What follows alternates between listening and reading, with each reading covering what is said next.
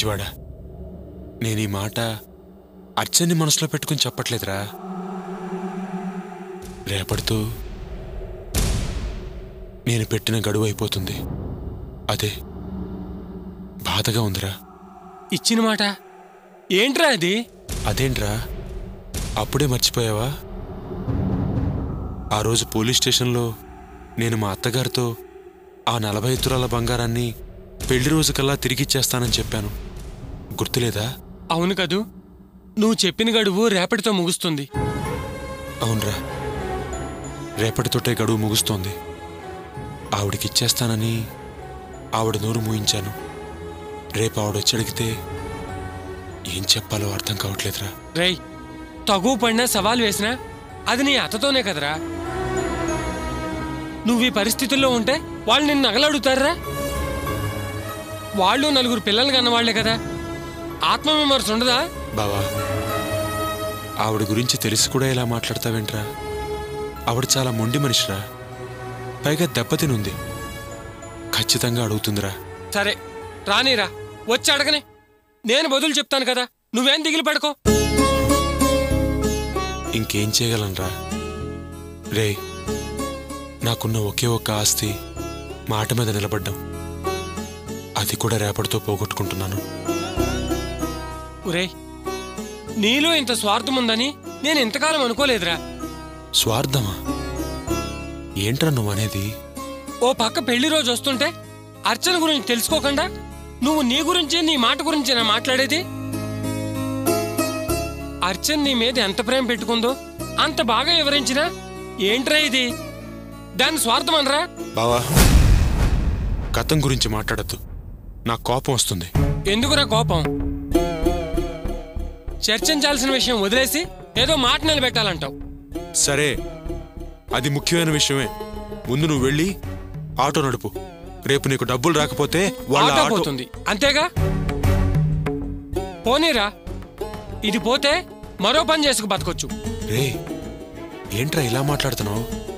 ఆ ఆటోని నువ్వు నా కోసం తాకట్టు పెట్టావురా.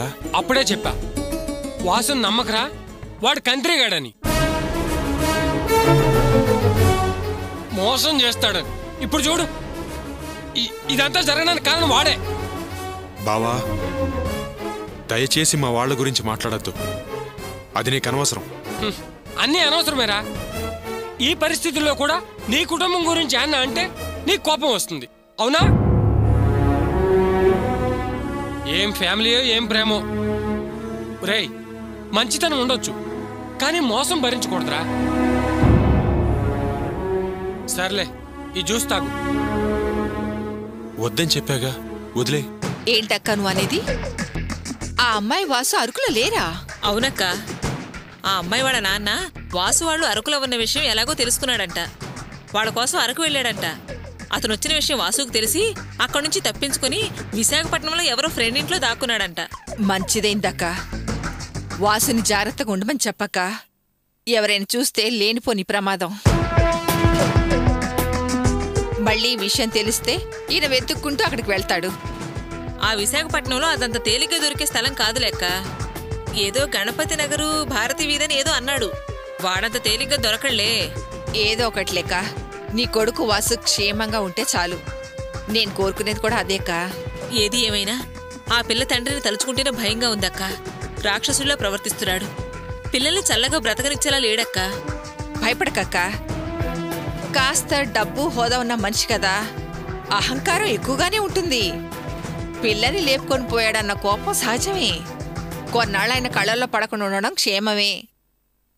ఆ తర్వాత ఈ కోపాలు ఎన్నాళ్ళుంటాయేంటి? కోపం తగ్గుతుందంటావక్క? తగ్గకేం చేస్తుందేంటి? ఒక్కగానొక కూతురు వదులుకుంటారేంటి? ఇంతకంటే కక్ష కట్టిన వాళ్ళని, మళ్ళీ భుజానెత్తుకున్న వాళ్ళని నేనెంతమంది చూడలేదేంటి? ఒక్క విధంగా చూస్తే వాసు అదృష్టవంతుడక్క. గోపిని పోల్చి చూస్తే పెళ్ళే సంవత్సరం కావస్తున్నా ఇంకా బ్రహ్మచారిగానే ఉన్నాడక్క. పెళ్ళైందన్న పేరే గాని సుఖపడి సచ్చిందేముంది? ఒక్కరోజు అత్తగారింటికి వెళ్ళి పండగని పబ్బాలని విందు భోజనం ఎప్పుడైనా చేశాడా? పోనీ ఏనాడైనా వాడి బాగోగులు చూసారా? పెళ్ళే కాపురం చేయవలసిన పిల్ల ఇంకా కన్న తల్లి కొంగు పట్టుకొని తిరగడం ఏమన్నా బావుందక్క? నాకైతే అసలు నచ్చలేదక్క. నా ఉద్దేశం ప్రకారం మారు మాట్లాడకుండా అర్చనకు విడాకులివ్వడం బెటర్. గోపికి ఈ కుటుంబం తగ్గట్టుగా వేరే పెళ్లి చేస్తే సరిపోతుందక్క. ఈసారి అదృష్టం బాగుండి మంచి పిల్ల దొరుకుతుందేమో చూడండి అక్క. గోపి మంచితనానికి 1,000,000 మంది పిల్లలు వస్తారక్క. ఆలోచించు. నేను కూడా 1-2 సంబంధాలు చూశాను లెక్క. నువ్వు సరే అంటే నీ ముందు అడిగేస్తాను. అంతా నేను చూసుకుంటా లెక్క.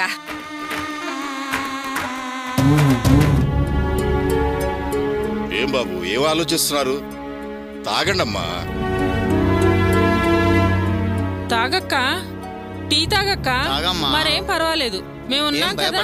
మీరేం భయపడకండి, రాజా నాకంతా చెప్పాడు. సింహాద్రి అప్పన మీద ఒట్టే చెప్తున్నా, నేను చూసుకుంటా. ఓకేనా? తాగక్క, తాగండి. తాగక్క, పర్వాలేదు, తాగు.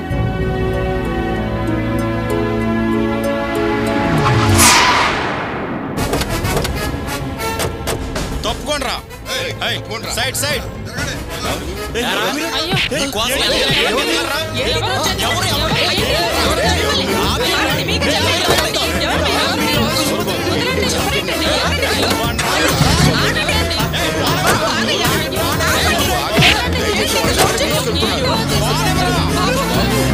అయ్యా ఏంటి అని? ఆగండి బాబు, ఆగండి. అయ్యో ఇదే అన్న, అడ్రస్ ఇదే అన్న. దిగండి అన్న, రండి అన్న. కమాన్ చేస్ రండి. ఇంత కర్మ ఎందుకు పట్టిందిరా?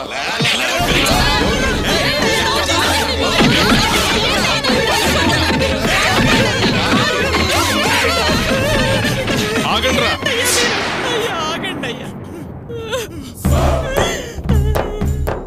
ఎక్కడ్రా వాళ్ళు? ఎవరండి? అరకు నుంచి రాజా ఓ అబ్బాయిని అమ్మాయిని పంపించి ఇక్కడ దాచమన్నాడే వాళ్ళు. ఎక్కడ్రా ఎక్కడ్రా నా కొడక? బాబు, మా అబ్బాయికి ఏమీ తెలీదండి. రాజా పంపించాడు, వాళ్ళు వచ్చారు. కానీ ఇంతకు ముందు ఎవరో రౌడీలు వచ్చి మా అబ్బాయిని మమ్మల్ని కొట్టి వాళ్ళని లాక్కెళ్ళిపోయారయ్యా. ఏంటి? ఎవరో రౌడీలొచ్చి తీసుకెళ్లారా? ఏంటో చిరుతుతో అబద్ధాలు చెప్తావా? సత్య ప్రమాణంగా చెప్తున్నానండి, మా మాట నమ్మండి. చూడండి ఆ దెబ్బలు. వీణ్ణి బాగా కొట్టి తీసుకెళ్లిపోయారండి. సార్, ఒకవేళ ఆ అబ్బాయి అలా అన్న మనుషులు వచ్చి తీసుకెళ్లిపోయారేమో? అది జరగని పని. వాళ్ళన్న ఫుల్ సెక్యూరిటీ పోలీస్ కస్టడీలో ఉన్నాడు. వాడలాంటివి చెయ్యలేడు, చేసే అవకాశమే లేదు. ఒకవేళ నువ్వన్నట్టు వాళ్ళ మనుషులే వచ్చుంటే వీళ్ళనెందుకు కొట్టి తీసుకెళ్తాడు? సార్, నిజంగా ఇంత టెన్షన్ లో కూడా మీరు చాలా షార్ప్ గా ఆలోచిస్తున్నారు సార్. నిజంగా మీరు చాలా గ్రేట్ సార్.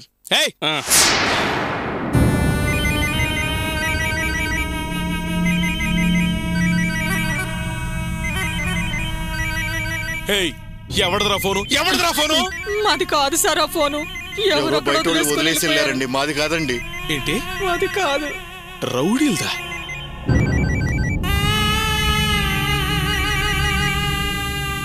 ఏమండి, బయలుదేరారా? నేను మీ ఆయన కాదమ్మా. మీరెక్కడి నుంచి మాట్లాడుతున్నారు?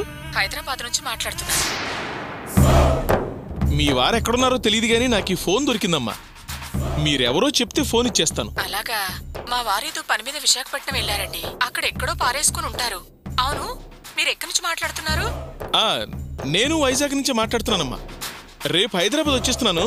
మీ అడ్రస్ చెప్తే ఫోన్ పంపించేస్తాను. మీరు చాలా మంచివారిలా ఉన్నారు. మీకు ఫోన్ దొరకడం మా అదృష్టం అండి. నా పేరు హేమ అండి. అడ్రస్ చెప్తాను, రాసుకుంటారా? చెప్పమ్మా. House number ASS bar 3, road number 12, MLA colony, Banjara Hills,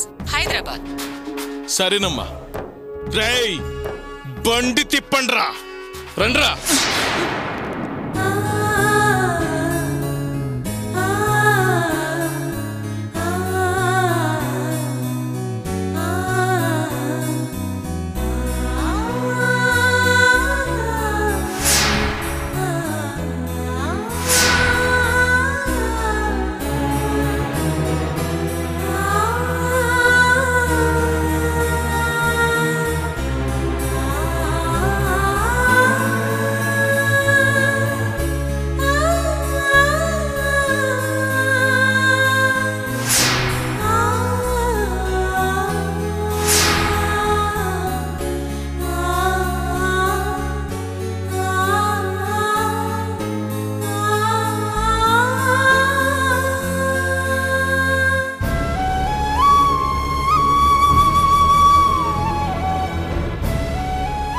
అర్చన, అర్చన, ఏంటి దాస్తున్నావు? అబే ఏం లేదే. అదేంటి నేనొచ్చేసరికి ఏదో చూస్తున్నావు, ఇప్పుడు నేను రాగానే దాచేస్తున్నావేంటి? ఏంటి అర్చన? ఏం లేదంటున్నాను కదా. ఇలా ఇవ్వు. ఇవ్వమన్నానా?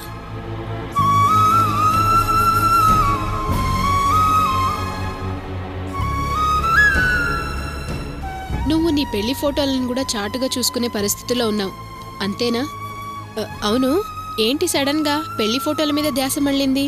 ఏంటి విశేషం?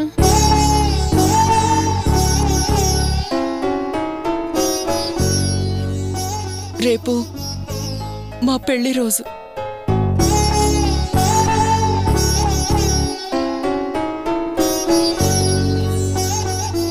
సంవత్సరం అయింది అర్చన.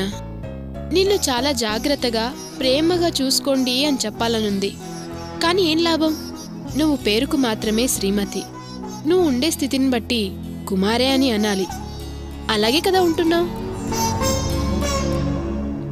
నిన్ను కుమారి లిస్టులో చేర్చాలో లేక శ్రీమతి లిస్టులో చేర్చాలో అర్థం కావటం లేదు. రేపు నీ పెళ్లి రోజని నీకు జ్ఞాపకం ఉంది. ఆల్బంలో బావ ఫోటోను చూసి నువ్వు ఫీల్ అవుతున్నావు. ఆనందాన్ని పంచుకోవడానికి నువ్వే నేరుగా ఆయన దగ్గరికి వెళ్ళలేవు. అదే నీ దుస్థితి. ఏంటి అర్చన, దీనికి ముగింపు ఎప్పుడు ఎలా ఏంటి అంటే అమ్మ వంక చూస్తావు. పోనీ మేం వెళ్ళి మాట్లాడదామంటే వద్దంటావు. బావని మరవలేవు, అమ్మనేమో కాదనలేవు. ఎన్ని రోజులని ఇలా దుఃఖాన్ని అదిమి పెడుతూ ఆనందానికి దూరంగా ఉంటావు? నీ బతుకులో ఎప్పుడు ఎండాకాలమేనా? వసంతం వద్దా?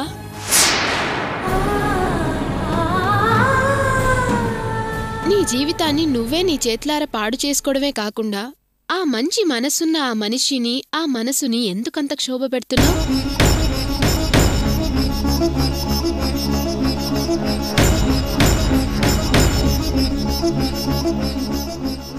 నేరం చెయ్యని వాటికి కూడా శిక్ష వేసి భావ జీవితాన్ని కూడా ఎందుకు పాడు చేస్తున్నావు? దయచేసి బాగా ఆలోచించు. మనసు స్థిమితంగా ఉండాలంటే ఏం చెయ్యాలో ఆలోచించు. ఒక నిర్ణయానికొచ్చి కలిసి జీవించాలనుకుంటే కలిసి జీవించు.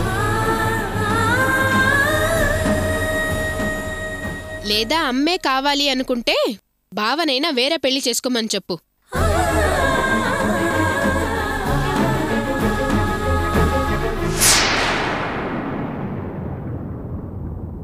ఆయనైనా సంతోషంగా ఉంటారు.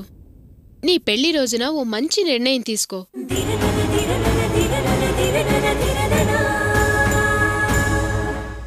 కలిసి సంతోషంగా ఉంటావో విడిపోయి సుఖంగా ఉంచుతావో నీ ఇష్టం.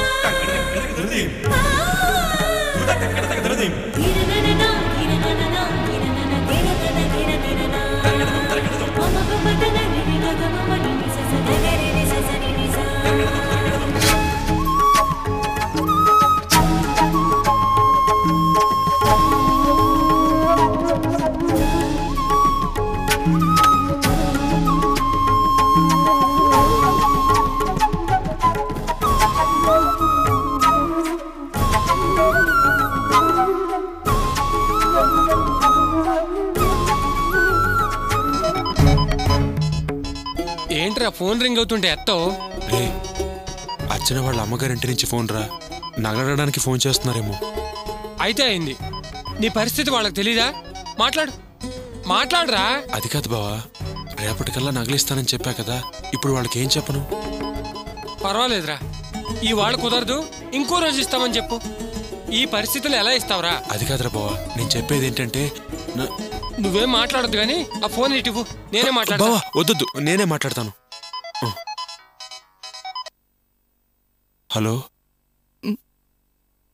నేను అర్చన్ని మాట్లాడుతున్నాను.